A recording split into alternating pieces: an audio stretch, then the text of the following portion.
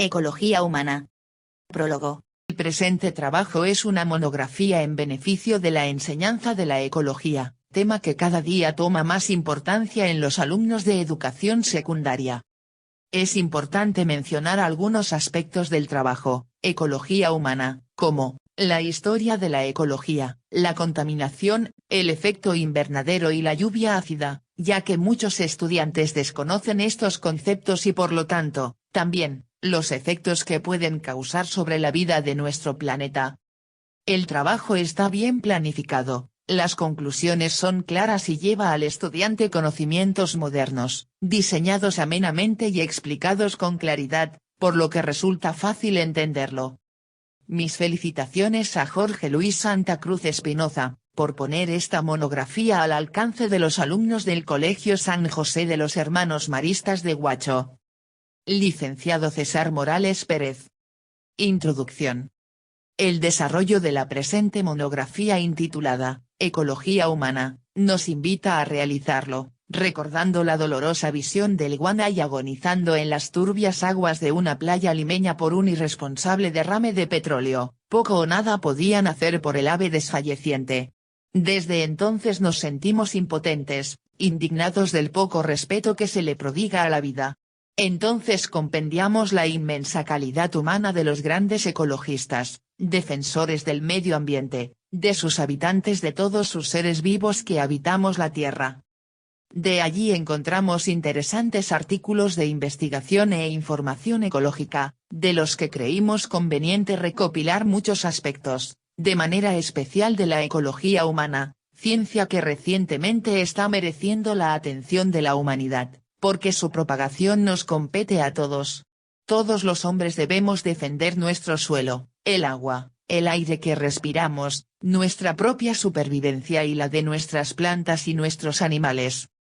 Asimismo, la presente monografía presenta una síntesis de las aguas de mar de las playas de Huacho con el objeto de relacionar el grado de contaminación del agua de mar, densidad de coliformes fecales y enterococos, de cada playa elegida. Dos de ellas, presentan una contaminación microbiológica de transmisión de enfermedades infecciosas de vinculación con los bañistas. Es necesario mencionar que, en dos de las muestras tomadas para los análisis, playas de Chorrillos y Carquín, sufrimos de una enfermedad a la piel llamada valvulitis, que nos duró aproximadamente unos 15 días para recuperarnos. Al hacer entrega de la presente monografía, que la verdad de los hechos nos ponga alerta ante el peligro latente de nuestro ecosistema, porque el hombre, depende de su medio, de los alimentos, de la humedad del aire, del calor, etc. En este sentido forma parte del ecosistema y es el hombre el único animal capaz de actuar. El autor. Capítulo I. Concepto. La ecología humana, es el estudio de las relaciones entre los seres humanos y su entorno. Los ecologistas humanos investigan el modo en que los seres humanos adaptan su genética, fisiología, cultura y conducta al medio físico y social. También podemos definir la ecología humana como el estudio científico de las relaciones, en tiempo y espacio, entre la especie humana, Homo sapiens, y otros componentes y procesos de los ecosistemas de los cuales forma parte. Objetivo del estudio de la ecología humana. El objetivo principal del estudio de la ecología humana es conocer la forma en que las sociedades humanas conciben, usan y afectan el ambiente, incluyendo sus respuestas a cambios en tal ambiente, a los niveles biológicos, social y cultural. Historia de la ecología humana. El estudio de las interacciones entre los seres humanos y su entorno se remonta a los antiguos griegos, quienes creían que el entorno físico determinaba la cultura y la conducta.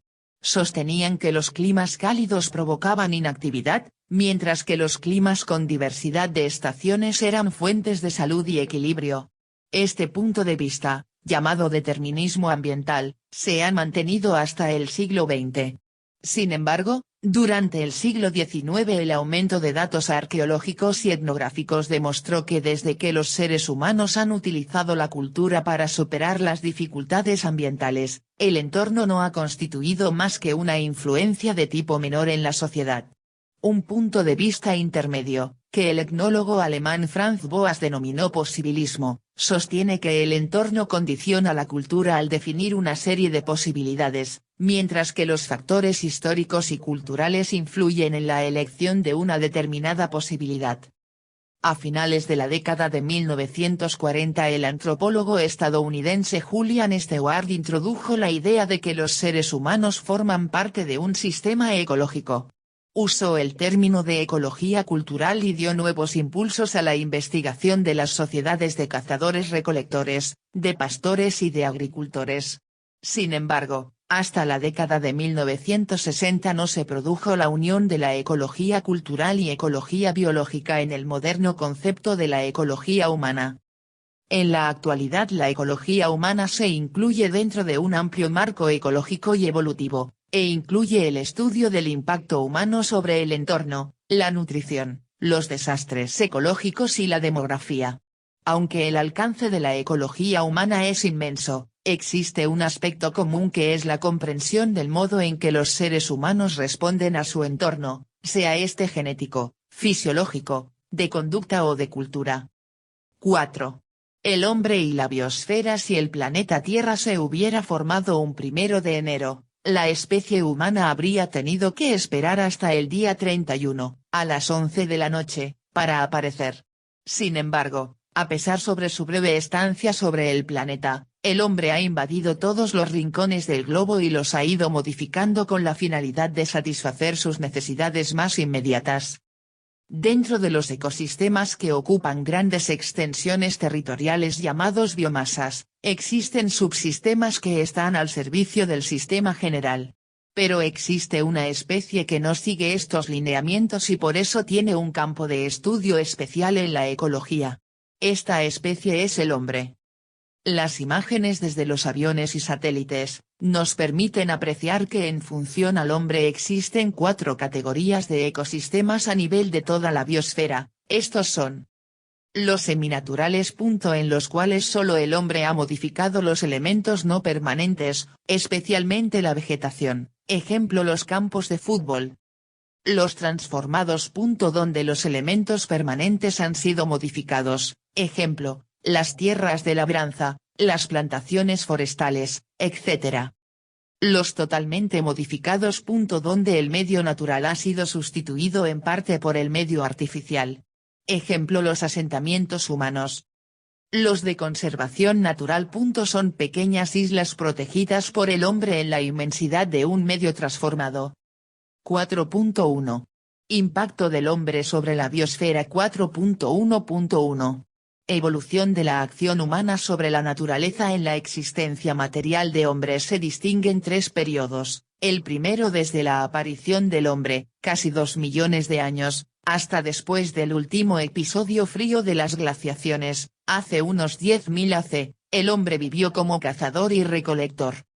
El segundo periodo se inicia hace 10.000 años, se desarrolló un nuevo modo de vida basado en la agricultura y ganadería y se caracterizó por un aumento gradual de población y la aparición de formas incipientes de perjuicio a la naturaleza. La domesticación de algunos animales trajo como consecuencia el desequilibrio del ecosistema, ya que los animales domesticados quedaban protegidos de depredadores. Las actividades del hombre han dado lugar a la crianza decreciente del ganado vacuno y lanar, lo que condujo al descenso de su producción y a la modificación de la producción de especies. El tercer periodo coincide con la llamada Revolución Industrial. La población humana empezó a crecer significativamente. La influencia del hombre sobre su medio se hizo más pronunciada cuando comenzó a utilizar fuentes suplementarias de energía, como los combustibles fósiles y energía nuclear, y nuevas tecnologías. 4.2. El impacto ambiental. El impacto ambiental es un choque causado por el hombre en desmedro del medio ambiente. Estos impactos también pueden ser causados por fenómenos naturales, como los choques de meteoros, pero la acción humana también ha llegado a destruir plantas y animales. Muchas especies animales y vegetales se han extinguido en varios países, por la caza indiscriminada, por la sustitución de bosques por cultivos, plantaciones y urbanizaciones, por la introducción de productos químicos como el DDT que viaja grandes distancias en tiempo seco y al que solo los insectos se han vuelto resistentes. Debemos aprender de los pueblos indígenas, que conocen su medio desde milenios y saben cómo utilizarlo sin causar daño. Ejemplo: los nativos amazónicos usan la tierra por 4 años y luego se mudan, entonces la floresta se restituye en poco tiempo. Los colonos adaptados al medio colonizado tienen otra conducta, utilizan todos los bosques, causando grandes problemas a la reconstitución de los suelos y de la vida. 4.3. Conservación de los recursos naturales consiste en el empleo prudente de los recursos renovables que son esenciales para la supervivencia humana. El hombre como depositario de los recursos de las generaciones futuras está obligado a administrarlos cuidadosamente, a prever y planear la conservación de todos los recursos naturales. Desde comienzos del presente siglo, han demandado el desarrollo de acciones de conservación de los recursos naturales en base a la cooperación internacional, para velar por el futuro de la propia humanidad. Pero a pesar de los llamados de atención de los especialistas y conservacionistas y de los organismos internacionales, la destrucción de los hábitats crece día a día. La conservación es tarea de todos. Es tarea esencia de los gobiernos y los individuos. Es urgente una educación masiva en temas ecológicos, la promulgación de leyes que regulen la utilización de los recursos, el fomento de la investigación básica que permiten conocer los recursos, especialmente los que están en peligro de extinción. 4.4. Los pueblos indígenas y su contribución a la biodiversidad. Son los indígenas en el mundo los que aún conservan muchos ecosistemas de gran valor para la humanidad, porque son poseedores de conocimientos y técnicas tradicionales para cuidar su medio. Estos pueblos a veces son amenazados con la pérdida de su diversidad biológica y cultural por fuerzas externas y por la inacción de los gobiernos nacionales. Ejemplo: los nativos de la selva, en el Perú, están siendo amenazados nuevamente por el brote del terrorismo, están solicitando apoyo al gobierno central y ellos no hacen nada para impedirlos. Los pueblos indígenas antes y ahora contribuyen con la diversidad biológica en sus países y el mundo, es pues tarea muy importante velas por su existencia. 4.5. Especie humana y tipo de adaptaciones. 4.5.1. Adaptación a entornos extremos. Los seres humanos han colonizado con éxito casi todas las zonas del planeta, desde los desiertos con temperaturas superiores a los 35 C, hasta zonas extremadamente frías, en las que las temperaturas descienden hasta por debajo de los -46 indicador ordinal masculino C. Para ello, han tenido que adaptarse a unos entornos muy diferentes. Un individuo criado en un clima frío tenderá a ser bajo y robusto, mientras que el mismo individuo en un clima cálido desarrollará un cuerpo más largo y delgado. Estas respuestas sirven para regular la pérdida de calor y son definitivos una vez que el proceso de crecimiento ha finalizado. Los seres humanos se adaptan a ambientes muy fríos tiritando y aumentando el metabolismo basal, lo cual eleva la temperatura corporal. En el extremo opuesto, los seres humanos pueden adaptarse a climas tropicales en el espacio de 2 semanas reduciendo sus pulsaciones e incrementando la transpiración. Sin embargo, las adaptaciones culturales como el vestido son igualmente importantes. Los pueblos de la cordillera de los Andes que viven en climas fríos utilizan ropas de lana de colores oscuros para guardar el calor, mientras que en el desierto se utilizan ropas sueltas que protegen la piel de los efectos dañinos de la luz solar directa, a la vez que permiten la ventilación. 4.5.2. Biología de poblaciones es el estudio de las poblaciones animales y vegetales. Una población se inicia con la presencia, en una zona determinada, de organismos que se aparean entre sí, por ejemplo los miembros de una especie de pez que viven en un lago. Una población dada suele estar aislada de otros ejemplares de su especie, en mayor o menor grado, bien por motivos geográficos o por diferencias anatómicas y de conducta. Sin embargo, la frontera puede ser vaga, por ejemplo, un pez de un lago se puede aparear con otro que vive en aguas fluviales comunicadas. A pesar de esto, Una población es una unidad de estudio que resulta muy útil aunque, a veces, sea un tanto artificial. Las poblaciones son analizadas mediante parámetros como la variabilidad, la densidad y la estabilidad, teniendo en cuenta los procesos ambientales y las circunstancias que influyen en dichos parámetros.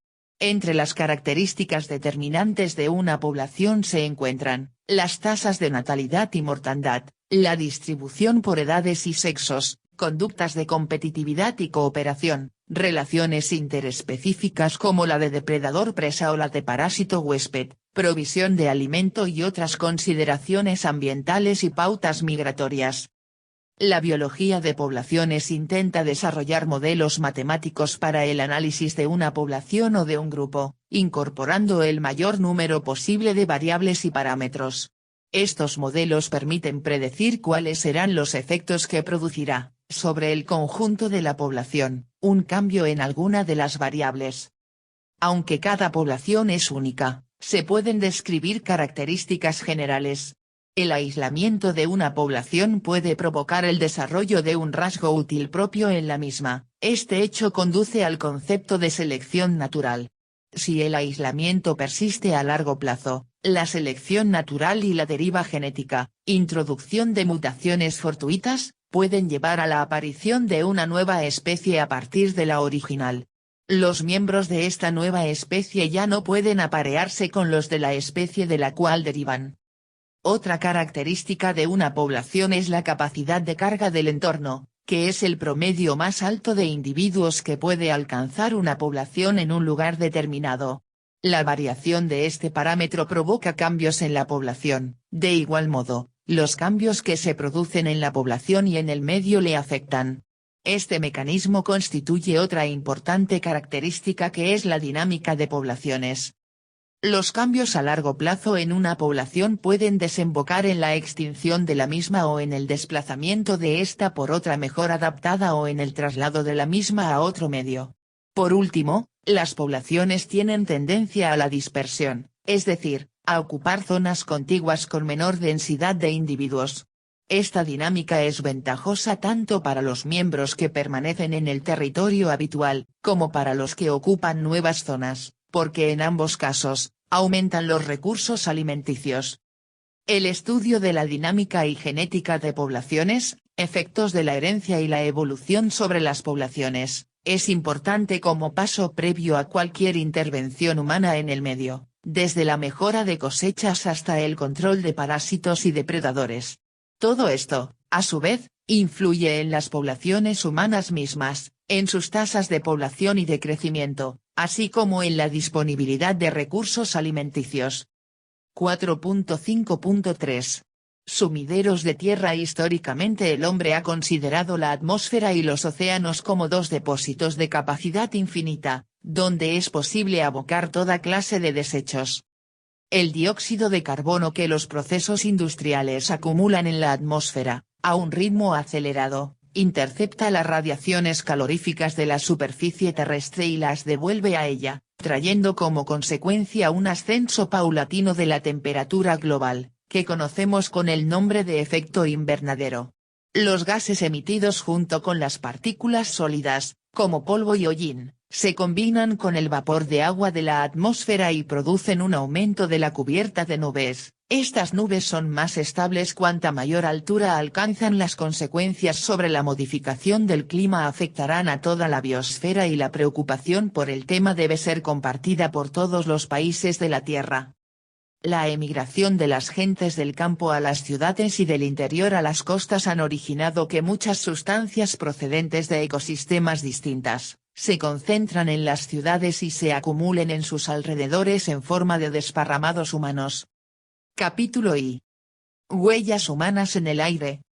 Dejan huellas humanas en el aire los agentes contaminantes que produce efectos nocivos para los seres vivos y se acumula en grandes cantidades que la naturaleza no puede reciclar.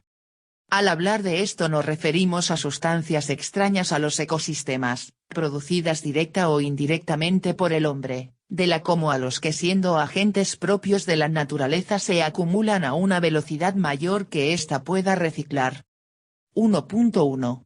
La contaminación es la impregnación del aire, el agua o el suelo con productos que afectan a la salud del hombre, la calidad de vida o el funcionamiento natural de los ecosistemas. 1.2. Medio ambiente es el conjunto de elementos abióticos, energía solar, suelo, agua y aire, y bióticos, organismos vivos, que integran la delgada capa de la Tierra llamada biosfera, sustento y hogar de los seres vivos. 1.3. Contaminación atmosférica. Contaminación atmosférica es la contaminación de la atmósfera por residuos o productos secundarios gaseosos, sólidos o líquidos, que pueden poner en peligro la salud del hombre y la salud y bienestar de las plantas y animales, atacar a distintos materiales, reducir la visibilidad o producir olores desagradables. Entre los contaminantes atmosféricos emitidos por fuentes naturales, solo el radón, un gas radioactivo, es considerado un riesgo importante para la salud. Subproducto de la desintegración radioactiva de minerales de uranio contenidos en ciertos tipos de roca, el radón se filtra en los sótanos de las casas construidas sobre ella. Se da el caso, y según recientes estimaciones del gobierno de Estados Unidos, de que un 20% de los hogares del país contienen concentraciones de radón suficientemente elevadas como para representar un riesgo de cáncer de pulmón. Cada año, los países industriales generan miles de millones de toneladas de contaminantes. Muchos contaminantes proceden de fuentes fácilmente identificables, el dióxido de azufre, por ejemplo, procede de las centrales energéticas que queman carbón o petróleo. Otros se forman por la acción de la luz solar sobre materiales reactivos previamente emitidos a la atmósfera, los llamados precursores. Por ejemplo, el ozono, un peligroso contaminante que forma parte del smog, se produce por la interacción de hidrocarburos y óxidos de nitrógeno bajo la influencia de la luz solar. El ozono ha producido también graves daños en las cosechas. Por otra parte, el descubrimiento en la década de 1980 de que algunos contaminantes atmosféricos, como los clorofluorocarbonos, CFC, están produciendo una disminución de la capa de ozono protectora del planeta ha conducido a una supresión paulatina de estos productos. 1.4. Meteorología y efectos sobre la salud. La concentración de los contaminantes se reduce al dispersarse estos en la atmósfera, proceso que depende de factores climatológicos como la temperatura, la velocidad del viento, el movimiento de sistemas de altas y bajas presiones y la interacción de estos con la topografía local, por ejemplo las montañas y valles. La temperatura suele decrecer con la altitud, pero cuando una capa de aire frío se asienta bajo una capa de aire caliente produciendo una inversión térmica, la mezcla atmosférica se retarda y los contaminantes se acumulan cerca del suelo. Las inversiones pueden ser duraderas bajo un sistema estacionario de altas presiones unido a una baja velocidad del viento. Un periodo de tan solo 3 días de escasa mezcla atmosférica puede llevar a concentraciones elevadas de productos peligrosos en áreas de alta contaminación y, en casos extremos, producir enfermedades e incluso la muerte. En 1948 una inversión térmica sobre Donora, Pensilvania, produjo enfermedades respiratorias en más de 6.000 personas ocasionando la muerte de 20 de ellas. En Londres, la contaminación cegó entre 3.500 y 4.000 vidas en 1952, y otras 700 en 1962. La liberación de isocianato de metilo a la atmósfera durante una inversión térmica fue la causa del desastre de Bhopal, India, en diciembre de 1984, que produjo al menos 3.300 muertes y más de 20.000 afectados. Los efectos de la exposición a largo plazo a bajas concentraciones de contaminantes no están bien definidos, no obstante, los grupos de riesgo son los niños, los ancianos, los fumadores, los trabajadores expuestos al contacto con materiales tóxicos y quienes padecen enfermedades pulmonares o cardíacas. Otros efectos adversos de la contaminación atmosférica son los daños que pueden sufrir el ganado y las cosechas. A menudo los primeros efectos perceptibles de la contaminación son de naturaleza estética y no son necesariamente peligrosos. Estos efectos incluyen la disminución de la visibilidad debido a la presencia de diminutas partículas suspendidas en el aire, Y los malos olores, como la pestilencia a huevos podridos producida por el sulfuro de hidrógeno que emana de las fábricas de papel y celulosa. 1.5. Fuentes y control. La combustión de carbón, petróleo y gasolina es el origen de los contaminantes atmosféricos. Entre los materiales que participan en un proceso químico de combustión puede haber ya contaminantes, como el plomo de la gasolina, o estos pueden aparecer como resultado del propio proceso. El monóxido de carbono, por ejemplo, es un producto típico de los motores de explosión. Los métodos de control de la contaminación atmosférica incluyen la eliminación del producto peligroso antes de su uso, la eliminación del contaminante una vez formado, o la alteración del proceso para que no produzca el contaminante o lo haga en cantidades inapreciables. Los contaminantes producidos por los automóviles pueden controlarse consiguiendo una combustión lo más completa posible de la gasolina, haciendo circular de nuevo los gases del depósito, el carburador y el cárter, y convirtiendo los gases de escape en productos inofensivos por medio de catalizadores. Las partículas emitidas por las industrias pueden eliminarse por medio de ciclones, precipitadores electrostáticos y filtros. Los gases contaminantes pueden almacenarse en líquidos o sólidos, o incinerarse para producir sustancias inocuas. 1.6. Efectos a gran escala. Las altas chimeneas de las industrias no reducen la cantidad de contaminantes, simplemente los emiten a mayor altura, reduciendo así su concentración in situ. Estos contaminantes pueden ser transportados a gran distancia y producir sus efectos adversos en áreas muy alejadas del lugar donde tuvo lugar la emisión. El pH o acidez relativa de muchos lagos de agua dulce se ha visto alterado hasta tal punto que han quedado destruidas poblaciones enteras de peces. El creciente consumo de carbón y petróleo desde finales de la década de 1940 ha llevado a concentraciones cada vez mayores de dióxido de carbono. El efecto invernadero resultante, que permite la entrada de la energía solar, pero reduce la remisión de rayos infrarrojos al espacio exterior, genera una tendencia al calentamiento que podría afectar al clima global y llevar al deshielo parcial de los casquetes polares. Es concebible que un aumento de la cubierta nubosa o la absorción del dióxido de carbono por los océanos pudieran poner freno al efecto invernadero antes de que se llegara a la fase del deshielo polar. No obstante, los informes publicados en la década de 1980 indican que el efecto invernadero es un hecho y que las naciones del mundo deberían tomar medidas inmediatamente para ponerle solución. Caso Chimbote. Chimbote es una ciudad ubicada a 450 kilómetros al norte de la capital peruana, a pocos metros sobre el nivel del mar. Debido a la explosión de la pesca, Chimbote creció desordenadamente, lo cual trajo problemas socioeconómicos y sanitarios. Chimbote colocó al Perú a la cabeza de los países productores de harina de pescado. El proceso de fabricación de pescado en harina ha producido la emanación de gas, vapores, partículas finísimas de harina que provocan una polución ambiental, incluyendo la contaminación por malos olores, especialmente por las noches.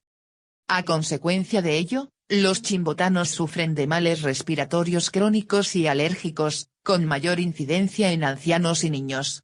También la contaminación proviene de la planta siderúrgica que contamina el aire. Asimismo, Chimbote carece de una red de servicios, basura, parque automotor, rellenos sanitarios. Huacho no escapa de esta contaminación, más aún cuando las chimeneas de las fábricas de harina de pescado no están construidas de acuerdo a las normas, ya que no se encuentran muy elevadas, por eso se sienten los olores a pescado podrido, más aún si tenemos en cuenta la no adecuada red de servicios, especialmente en los asentamientos humanos. 1.7.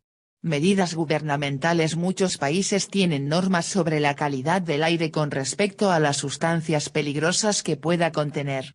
Estas normativas marcan los niveles máximos de concentración que permiten garantizar la salud pública. También se han establecido normas para limitar las emisiones contaminantes del aire que producen las diferentes fuentes de contaminación. Sin embargo, la naturaleza de este problema no podrá resolverse sin un acuerdo internacional. En marzo de 1985, En una convención auspiciada por las Naciones Unidas, 49 países acordaron proteger la capa de ozono. En el Protocolo de Montreal, renegociado en 1990, se solicita la eliminación progresiva de ciertos clorocarbonos y fluorocarbonos antes del año 2001 y ofrece ayuda a los países en vías de desarrollo para realizar esta transición. 2.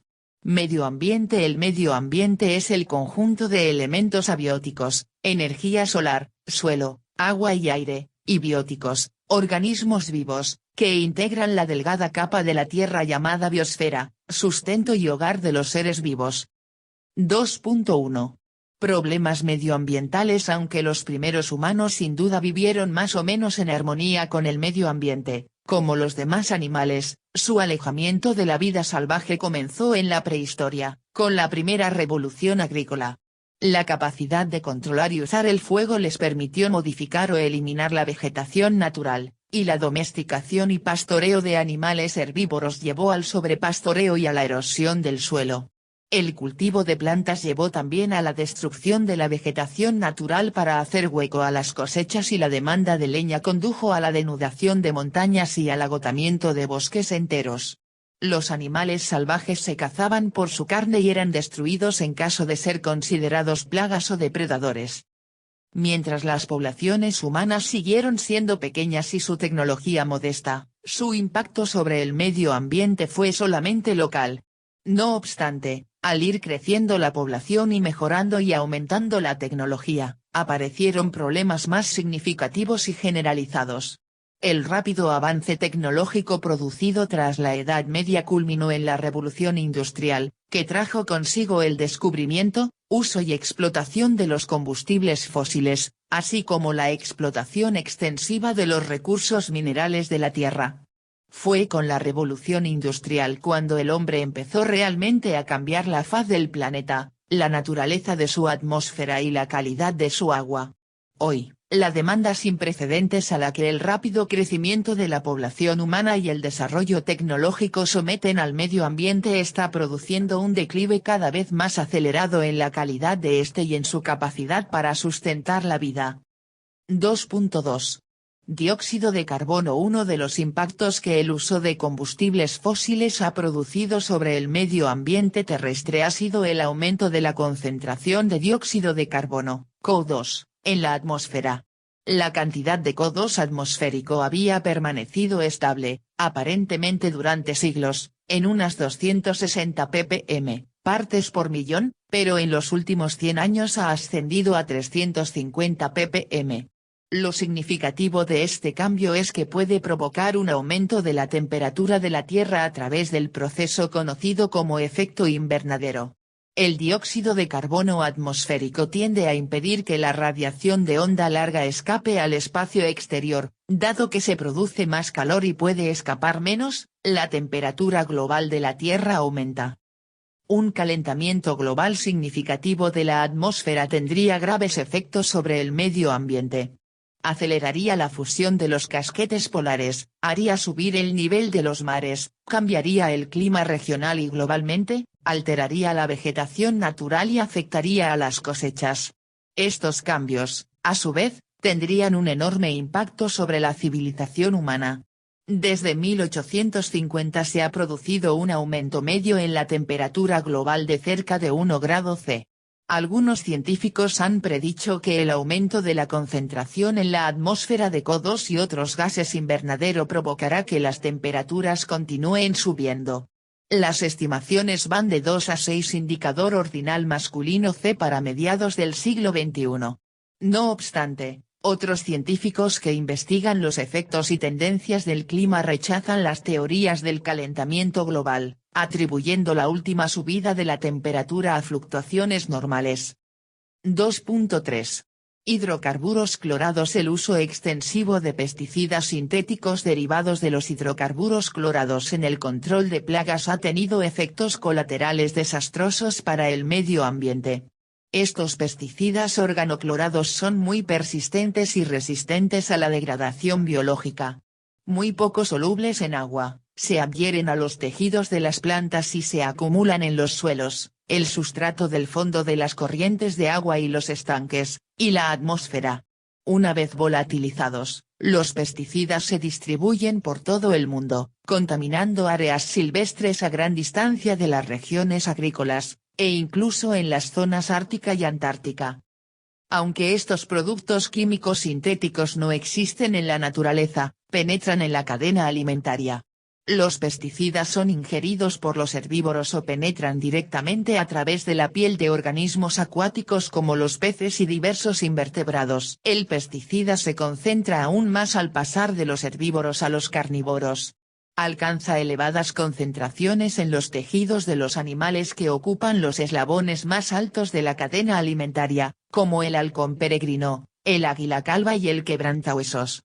Los hidrocarburos clorados interfieren en el metabolismo del calcio de las aves, produciendo un adelgazamiento de las cáscaras de los huevos y el consiguiente fracaso reproductivo. Como resultado de ello, algunas grandes aves depredadoras y piscívoras se encuentran al borde de la extinción. Debido al peligro que los pesticidas representan para la fauna silvestre y para el hombre, y debido también a que los insectos han desarrollado resistencia a ellos, el uso de hidrocarburos halogenados como el DDT está disminuyendo con rapidez en todo el mundo occidental, aunque siguen usándose en grandes cantidades en los países en vías de desarrollo. A comienzos de la década de 1980, el etbodibromoetano, un pesticida halogenado, despertó también gran alarma por su naturaleza en potencia carcinógena, y fue finalmente prohibido. Existe otro grupo de compuestos íntimamente vinculado al DDT, los bifenilos policlorados, PCB. Se han utilizado durante años en la producción industrial, y han acabado penetrando en el medio ambiente. Su impacto sobre el hombre y la vida silvestre ha sido similar al de los pesticidas. Debido a su extremada toxicidad, el uso de PCB ha quedado restringido a los aislantes de los transformadores y condensadores eléctricos. El PCDD es el más tóxico de otro grupo relacionado de compuestos altamente tóxicos, las dioxinas o dibenzoparadioxinas. El grado de toxicidad para el hombre de estos compuestos carcinógenos no ha sido aún comprobado.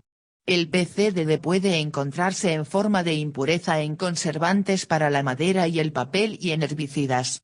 El agente naranja, un defoliante muy utilizado, contiene trazas de dioxina. 3. Otras sustancias tóxicas. Las sustancias tóxicas son productos químicos cuya fabricación, procesado, distribución, uso y eliminación representan un riesgo inasumible para la salud humana y el medio ambiente. La mayoría de estas sustancias tóxicas son productos químicos sintéticos que penetran en el medio ambiente y persisten en él durante largos periodos de tiempo. En los vertederos de productos químicos se producen concentraciones significativas de sustancias tóxicas. Si estas se filtran al suelo o al agua, pueden contaminar el suministro de agua, el aire, las cosechas y los animales domésticos, y han sido asociadas a defectos congénitos humanos, abortos y enfermedades orgánicas. A pesar de los riesgos conocidos, el problema no lleva camino de solucionarse. Recientemente, se fabricaron más de 4 millones de productos químicos sintéticos nuevos en un periodo de 15 años, y se crean de 500 a 1000 productos nuevos más al año. 4. Radiación. Aunque las pruebas nucleares atmosféricas han sido prohibidas por la mayoría de los países, lo que ha supuesto la eliminación de una importante fuente de lluvia radiactiva, la radiación nuclear sigue siendo un problema medioambiental.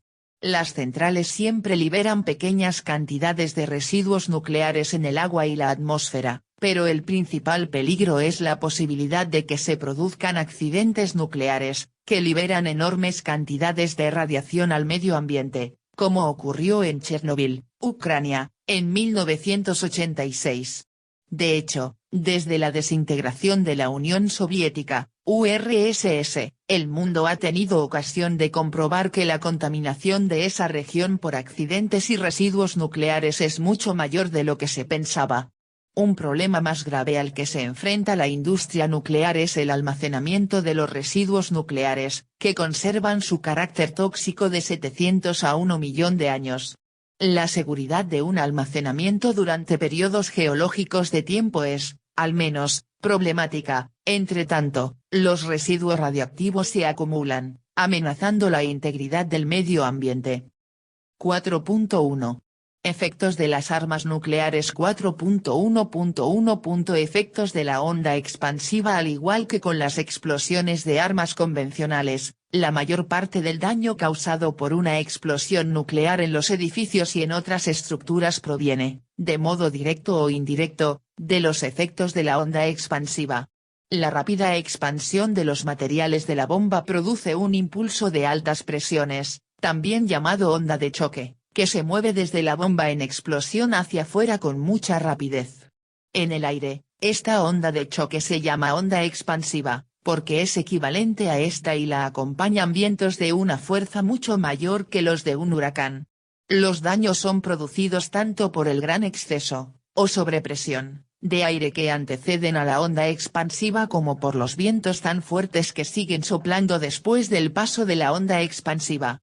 El alcance de los daños en tierra como consecuencia de la explosión depende de su equivalente en TNT, de la altitud a la que explotó la bomba, altura de la explosión, y de la distancia de la estructura hasta el punto cero, es decir, el punto situado justo bajo la explosión de la bomba en vertical. En el caso de las bombas A que explotaron sobre Japón, la altura de la explosión fue de unos 550 metros, ya que se calculó que esta altura produciría un área de destrucción máxima. Si el equivalente en TNT hubiera sido mayor, se habría escogido también una mayor altitud de explosión. Si se elige una altura de explosión que maximice el área afectada, una bomba de 10 kilotones provocará daños graves en las casas con estructura de madera, muy comunes en Estados Unidos, a una distancia de más de 1,6 kilómetros del punto cero y provocará daños moderados hasta los 2,4 kilómetros. Una casa con graves daños ya no se puede reparar. El radio de devastación se incrementa con la potencia de la bomba, de modo proporcional a su raíz cúbica. Por tanto, si una bomba de 10 megatones, 1000 veces más poderosa que una de 10 kilotones, explota a una altura óptima, las distancias se incrementarán por un factor 10, 16 kilómetros de radio para los daños graves y 24 kilómetros para los daños moderados. 4.1.2. Efectos térmicos. Las altísimas temperaturas que se alcanzan en una explosión nuclear provienen de la formación de una masa de gas incandescente muy caliente que se llama bola de fuego. Por una bomba de 10 kilotones detonada en el aire, la bola de fuego alcanzaría un diámetro de 300 metros y la de una bomba de 10 megatones sería de 4,8 kilómetros. La bola de fuego emite un fogonazo de radiación térmica, es decir, calor, que se extiende sobre una gran área pero con una intensidad cada vez más débil. La cantidad de energía térmica recibida a cierta distancia de la explosión nuclear depende de la potencia de la bomba y de las condiciones de la atmósfera. Si hay poca visibilidad o la bomba explota sobre las nubes, la efectividad de la onda térmica disminuye. La radiación térmica provoca quemaduras en la piel que no está protegida. Una explosión de 10 kilotones en el aire puede producir quemaduras de gravedad moderada, de segundo grado y que requieren atención médica, a 2,4 kilómetros del punto cero. Para una bomba de 10 megatones la distancia se eleva a más de 32 kilómetros. También se producirían quemaduras menos graves de la piel expuesta mucho más lejos. La mayor parte de la ropa ordinaria protege de la radiación térmica, al igual que casi cualquier objeto opaco. Las quemaduras provocadas por el fogonazo térmico solo se producen si la piel está expuesta de forma directa, o la ropa es demasiado ligera para absorber la radiación térmica. La radiación térmica puede provocar incendios en materiales inflamables secos, como por ejemplo el papel o algunos tejidos. Estos incendios pueden propagarse si hay condiciones apropiadas. La experiencia de las bombas A detonadas sobre Japón indica que muchos incendios, en especial los de las zonas cercanas al punto cero, se iniciaron por causas secundarias como cortocircuitos, conductos de gas rotos y hornos y calderas industriales volcados. La onda expansiva produjo escombros que ayudaron a mantener los incendios y que dificultaron el acceso de los servicios de bomberos. Por tanto, Gran parte de los daños provocados por el fuego en Japón fueron efectos secundarios de la onda expansiva. Bajo ciertas condiciones, como las que se dieron en Hiroshima pero no en Nagasaki, muchos fuegos dispersos se pueden combinar y producir una tormenta de fuego, como las que acompañan a algunos grandes incendios forestales. El calor del fuego provoca una fuerte corriente ascendente, que a su vez provoca vientos fuertes, dirigidos hacia la zona que está ardiendo. Estos vientos avivan las llamas y convierten la zona en un holocausto en el que se destruye cualquier cosa inflamable. Sin embargo, como el viento lleva las llamas hacia el interior, se puede limitar la zona en que se propague un fuego. 4.1.3. Radiactividad. Aparte de la onda térmica y expansiva, las bombas nucleares tienen un efecto característico. Liberan radiación penetrante que es diferente por completo de la radiación térmica, es decir, del calor cuando es absorbida por el cuerpo. La radiación nuclear puede provocar graves daños. Si la explosión ocurre a gran altitud, el radio en que se producen estos daños es menor que el de los daños por incendios y por la onda expansiva o que el de las quemaduras por radiación térmica.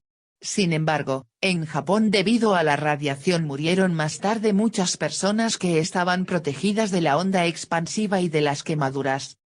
Existen dos categorías de radiación nuclear provocadas por una explosión, la radiación instantánea y la radiación residual. La radiación instantánea se compone de un fogonazo de neutrones y rayos gamma que se propagan por una zona de varios kilómetros cuadrados. Los efectos de los rayos gamma son idénticos que los de los rayos X. Tanto los neutrones como los rayos gamma pueden atravesar la materia sólida, por lo que para protegerse hacen falta materiales de gran espesor. La radiación residual conocida como lluvia radiactiva puede ser un peligro en grandes zonas que no sufran ninguno de los otros efectos de la explosión. Las bombas que obtienen su energía de la fisión del uranio 238 o del plutonio 239 producen dos núcleos radiactivos por cada núcleo físil que se divide. Estos productos de la fisión producen una radiactividad permanente en los restos de la bomba, ya que la vida media de estos átomos se puede medir por días, meses o años. Se conocen dos tipos de lluvia radiactiva, la inicial y la tardía.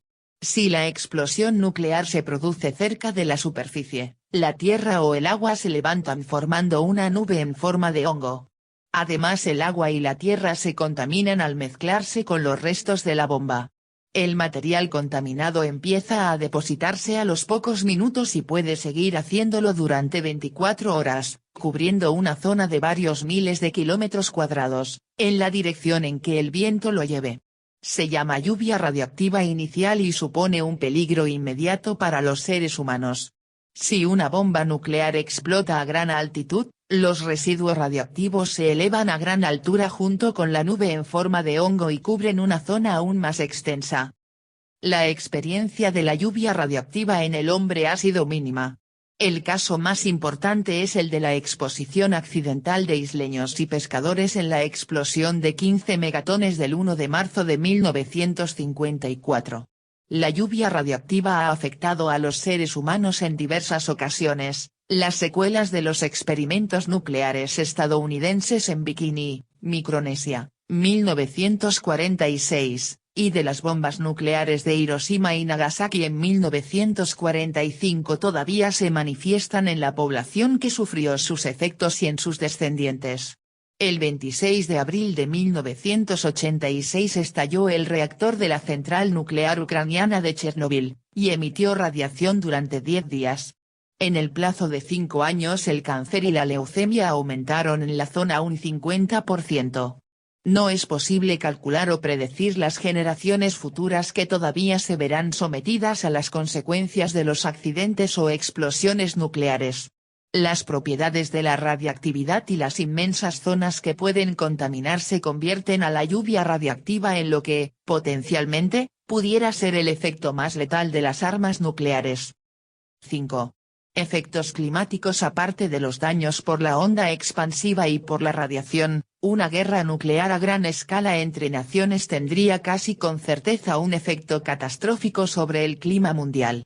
Esta posibilidad, que se planteó en un artículo publicado por un grupo internacional de científicos en diciembre de 1983, se conoce como la teoría del invierno nuclear.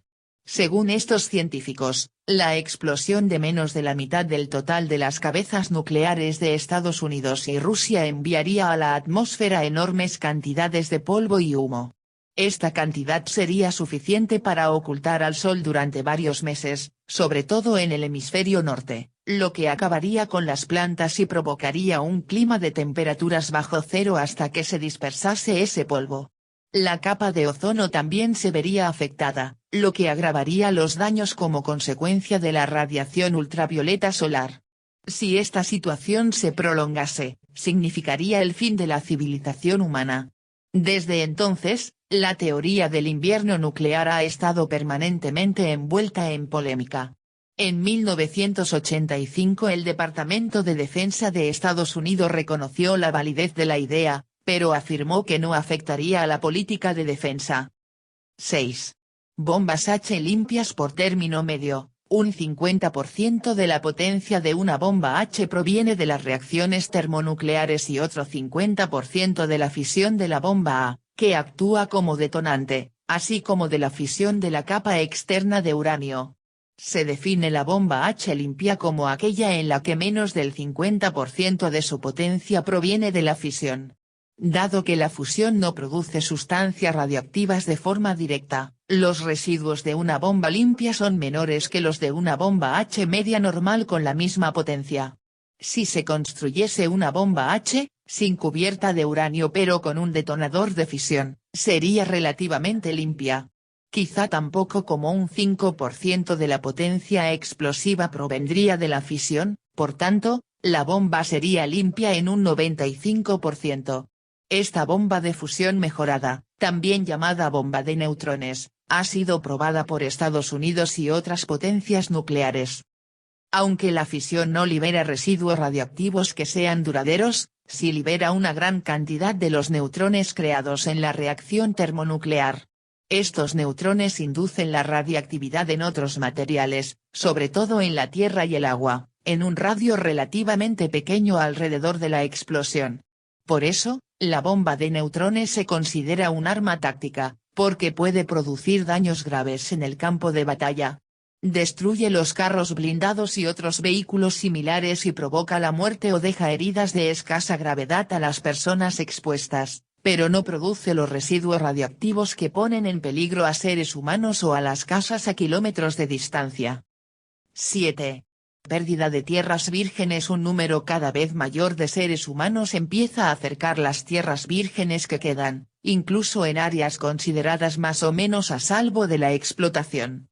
La insaciable demanda de energía ha impuesto la necesidad de explotar el gas y el petróleo de las regiones árticas, poniendo en peligro el delicado equilibrio ecológico de los ecosistemas de tundra y su vida silvestre.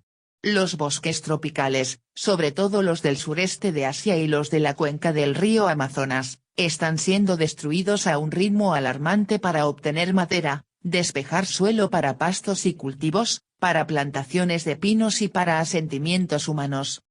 En la década de 1980 se llegó a estimar que las masas forestales estaban siendo destruidas a un ritmo de 20 a por minuto. Otra estimación daba una tasa de destrucción de más de 200.000 km2 al año. En 1993, los datos obtenidos vía satélite permitieron determinar un ritmo de destrucción de casi 15.000 km2 al año, solo en la cuenca amazónica. Esta deforestación tropical podría llevar a la extinción de hasta 750.000 especies, lo que representaría la pérdida de toda una multiplicidad de productos, alimentos, fibras, fármacos, tintes, gomas y resinas. Además, la expansión de las tierras de cultivo y de pastoreo para ganado doméstico en África, así como el comercio ilegal de especies amenazadas y productos animales podría representar el fin de los grandes mamíferos africanos. 8. Demanda de agua y aire. Las poblaciones humanas en expansión requieren sistemas de irrigación y agua para la industria. Esto está agotando hasta tal punto los acuíferos subterráneos que empieza a penetrar en ellos agua salada a lo largo de las áreas costeras en Estados Unidos, Israel, Siria y los estados árabes del Golfo. En áreas tierra adentro, las rocas porosas y los sedimentos se compactan al perder el agua, ocasionando problemas por el progresivo hundimiento de la superficie. Este fenómeno es ya un grave problema en Texas, Florida y California. El mundo experimenta también un progresivo descenso en la calidad y disponibilidad del agua. Casi el 75% de la población rural del mundo y el 20% de su población urbana carece de acceso directo a agua no contaminada. En muchas regiones, las reservas de agua están contaminadas con productos químicos tóxicos y nitratos. Las enfermedades transmitidas por el agua afectan a 1/3 de la humanidad y matan a 10 millones de personas al año. Durante la década de 1980 y a comienzos de la de 1990, algunos países industrializados mejoraron la calidad de su aire reduciendo la cantidad de partículas en suspensión así como la de productos químicos tóxicos como el plomo, pero las emisiones de dióxido de azufre y de óxidos nitrosos, precursores de la deposición ácida, aún son importantes. Existe una contaminación del aire elevada en buena parte de la Europa del Este y la antigua URSS. 9.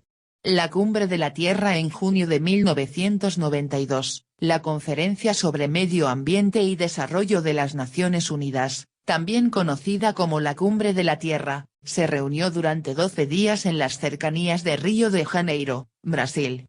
Esta cumbre desarrolló y legitimó una agenda de medidas relacionadas con el cambio medioambiental, económico y político. El propósito de la conferencia era determinar qué reformas medioambientales eran necesarias emprender a largo plazo, e iniciar procesos para su implantación y supervisión internacionales. Se celebraron convenciones para discutir y aprobar documentos sobre medio ambiente. Los principales temas abordados en estas convenciones incluían el cambio climático, la biodiversidad, la protección forestal, la Agenda 21, un proyecto de desarrollo medioambiental de 900 páginas, y la Declaración de Río, un documento de 6 páginas que demandaba la integración de medio ambiente y desarrollo económico. La Cumbre de la Tierra fue un acontecimiento histórico de gran significado,